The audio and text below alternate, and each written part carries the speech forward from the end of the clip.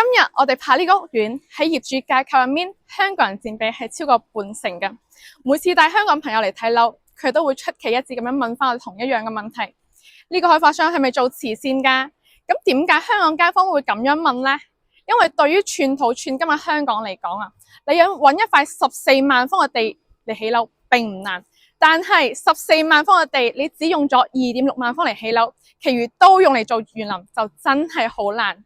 就算呢個條件可以喺香港實現，代價都只有一個，就係貴到飛起。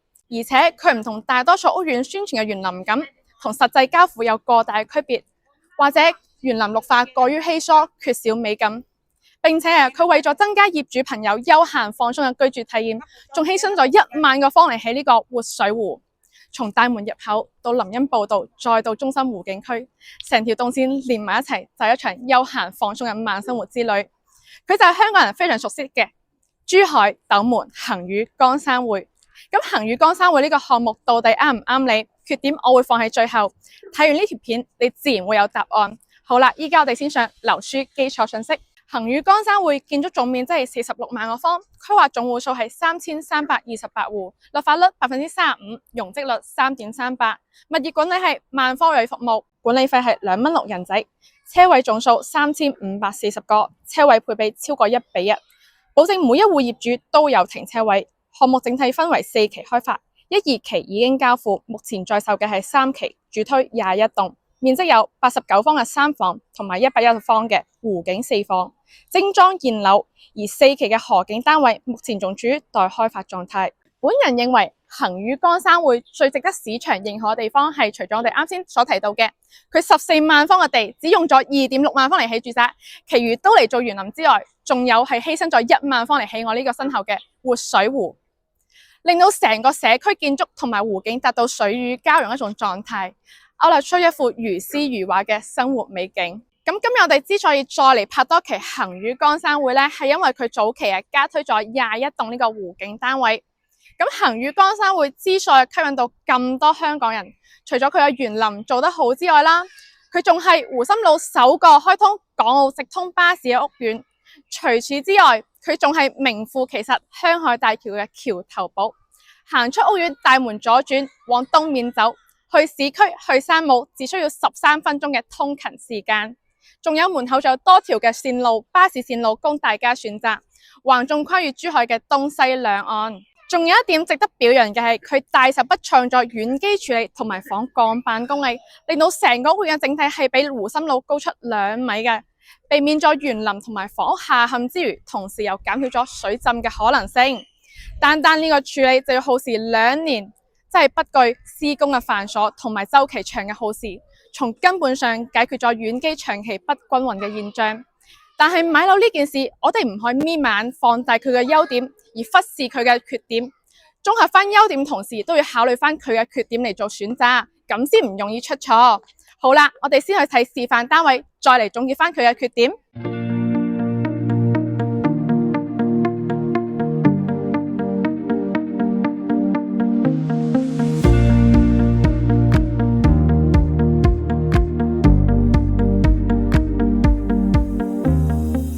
好啦，依家我哋上嚟睇下示範單位。由於21棟佢係冇設置示範單位嘅，係將示範單位設咗喺呢個22棟，戶型都係一樣嘅，就喺隔離棟啫。我哋而家嚟睇下嗱，前面01、02戶咧就係89方3房2廳2衛嘅房間，跟住後面03、04戶咧就係望湖景110方嘅4房2廳2衛。我哋而家先嚟睇下89方嘅入門呢度咧，佢就係鞋櫃係膠標嚟嘅。打開睇下，有啲細，佢嘅進深只有15 cm， 所以啲鞋只可以打斜放。如果鞋多嘅朋友，可能咧要喺呢邊你自己整翻個鞋架啦吓。好，我哋入嚟睇下飯廳。飯廳佢有3米嘅開間嘅，咁只可以擺一張細台，圓台係唔得嘅，會影響你呢個過渡。我哋入嚟睇下廚房。廚房嘅交標就係呢個法格嘅3件套送俾你嘅。但係美中不足嘅係廚房，我覺得有啲細，而且佢個冰箱只可以外置到趟門之外。咁我哋如果中意煮飯嘅朋友仔咧，就覺得唔係好就手啊，唔係咁順眼。睇下呢個客廳客廳足足有3.5米嘅開間，而且佢係同陽台等闊嘅。呢個設計咧係經過深思熟慮嘅。點解咁樣講咧？因為佢嘅客廳同埋次臥、主臥都係3開間朝南嘅，足足有10米嘅面寬啊！我哋出嚟睇下陽台，望下呢個景，正唔正啊？21棟嘅景比呢度仲要正，嚟欣賞下。日日企喺度係咪好舒服咧？我哋出翻嚟。佢呢度係送咗個格力嘅風管機俾你嘅，咁同中央空調有咩唔一樣咧？佢送風更加柔和，更加慳電。咁3間房間咧配嘅係掛機啦，全屋嘅瓷磚用嘅係 ICC 呢個牌子嘅。下次嗱，呢個就係膠標啦，入嚟睇下膠標，標準就係咁樣，做咗全面嘅鏡面，乾濕分離，冇乜問題。第一間房。一般嚟講，第3代嘅住宅咧，做嘅個飄窗咧都係60 cm 嘅，但係呢度做足咗80 cm，而且係全贈送俾你嘅，都係一個附加分。呢間房多功能房，佢佈建嘅係陽台，送咗一半嘅面積俾你，採光都好好。以後你中意做書飯又得，或者棋牌室又得，都可以你自己自由發揮啦。跟住主人房套間，呢個套廁。膠標啦，唔講啦，一樣。跟住成間房係有3.5米嘅開間嘅，3邊落，規矩矩，冇咩好講。大家點樣睇？中唔中意咧？你又覺得值唔值？依家佢比較好嘅樓層賣嘅係13000左右嘅啫。我哋而家再去睇下110方嘅4房2廳2衛。佢入戶嘅地方係我好中意嘅地方，佢半贈送面積嘅。呢度可以設置鞋櫃啦，或者玄關啦都得，或者你可以放啲單車啊，或者 BB 車啊，健身器材都可以，垃垃雜雜都可以塞嘅。你就顯得屋企企理乾淨唔少，或者你可以放翻啲綠植啊、花花草草啊，都好好睇嘅。你自己自由發揮啦。好，我哋嚟到棟區，佢呢個客廳同埋陽台咧都係等闊4米嘅舒適開間，而且搭配住雙陽台，南北對流嘅喎。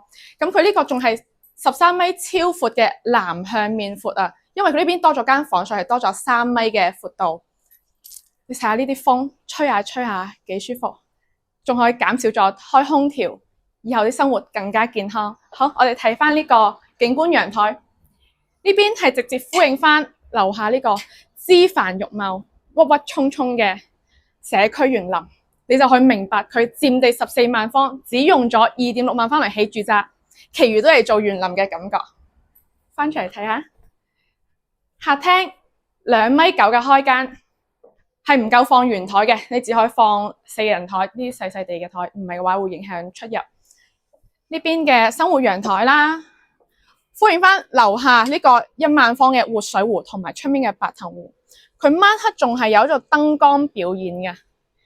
咁喺度生活真係化吽哣都係他條放鬆嘅享受。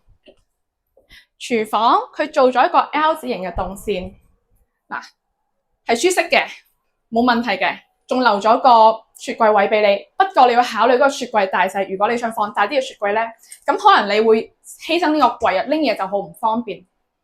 好，我哋嚟睇下正區，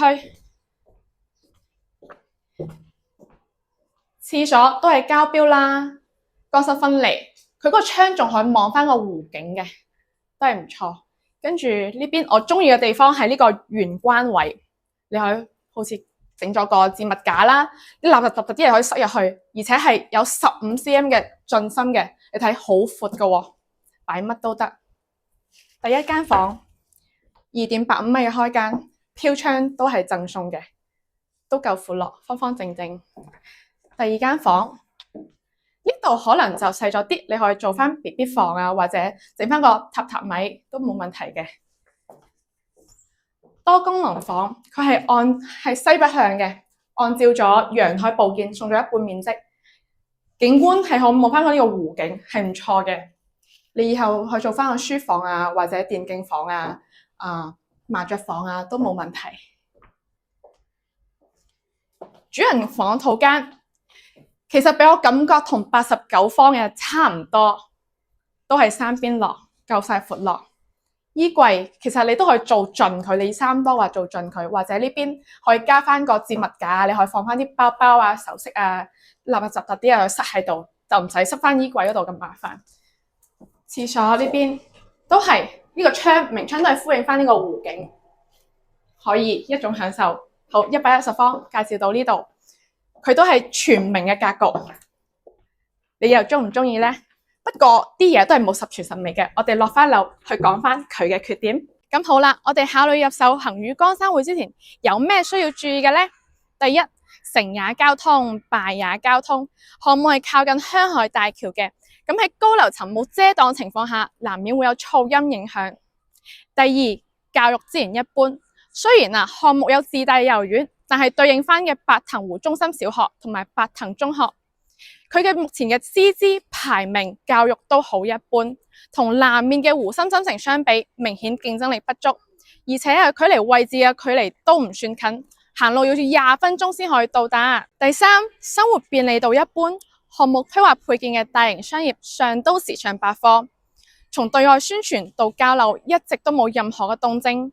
根據現時售樓部對外嘅口徑，起碼要等到4期起好之後再起商業。但係按正常邏輯嚟講，點解開發商唔係一邊起商業一邊起住宅呢？因為消費者睇到商業體嘅逐漸落地，可以增加置業者嘅信心。關於呢一點，聽得明嘅自然會明。而基本嘅配套要行到馬路對面嘅時尚都會大徑嘅地基，而相對於大型嘅商業要去到南面嘅嘉禾城廣場或者西北面10分鐘車程嘅萬達廣場。綜合嚟睇，恆宇江山會嘅居住環境確實唔錯。放眼成個珠海都冇幾個咁樣嘅湖景園林大盤。每次返到屋企，經過呢片枝繁葉茂、鬱鬱蔥蔥園林，佢都可以帶俾你度假般嘅享受。美中不足嘅係佢日常生活配套嘅缺失同埋落後。但係買樓呢件事，具體要點樣揀，每個人情況唔同，都要睇返你自己。如果屏幕前嘅朋友仔，你想了解更多珠海中山屋苑嘅信息，可以聯繫返我哋。我係荔枝，我哋下期再見，拜拜。